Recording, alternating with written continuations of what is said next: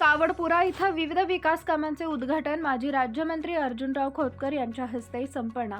शिवसेना शाखेत उद्घाटन माजी राज्यमंत्री अर्जुनराव खोतकर यांच्या हस्ते संपन्न। जालना शहरात माजी मंत्री अर्जुनराव खोतकर यांनी लावला विकासाचा धडाका।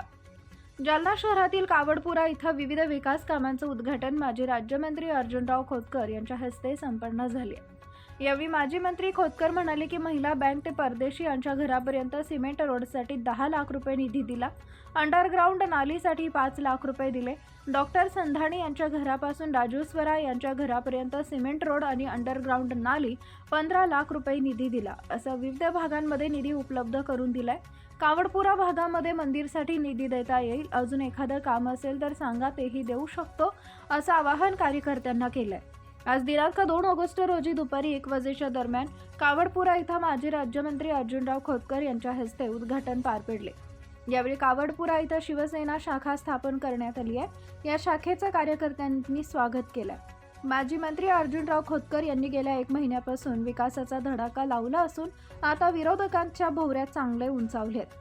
माजी मंत्री अर्जुनराव खोतकर यांनी घरच्या परिवाराच्या माध्यमातून विकास काम न करता कार्यकर्त्यांच्या माध्यमातून विकासाचा धडाका लावला असल्याचं प्रतिक्रिया आता जनतेतून बोललं जात आहे। या कार्यक्रमाचा आयोजक शिवसेनेचे शिवा पैलवान शेळके यांनी केले होते। यावेळी किशोर शिंदे, प्रकाश घोडे, कमलेश खैरे, कमल पठाण, देविंदाशी काळे, गणेश भोसले, शिवाजी जाधव, राजेंद्र देशमुख यांसह कार्यकर्ते मोठ्या संख्येने उपस्थित होते। काली मस्जिदमध्ये विवाह समारंभ आहे, त्यासाठी मला 2.5 तास जाणं आहे। आज या ठिकाणी आपण काही विकास काम आपल्या भागामध्ये केले। महिला बँक ते परदेशी यांच्या घरपर्यंत आपण सिमेंट रोड आपण 10 लाख रुपयाचा त्या ठिकाणी दिलेला आहे आणि नाली 5 लाख रुपयाची दिलेली आहे। संजू गोंडे हे आपला महिला बँकेसमोरचं 10 लाख आणि 5 लाखाचं काम झालं, ते नालीचं काम आपण केलं। डॉक्टर संधानी यांच्या घरापासून ते राजू भैया स्वरा यांच्या घरापर्यंत सिमेंट रोडवर नाली 15 लाख रुपयाची आपण दिली।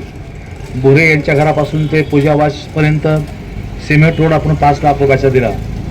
रूपचंद वस्ताद तालीम ते घास मंडीपर्यंत सिमेंट रोड आपण 20 लाख रुपयाचा दिला। गोरक्षक यांच्या घरापासून ते विठ्ठल मंदिरपर्यंत 5 लाख रुपये आपण दिले।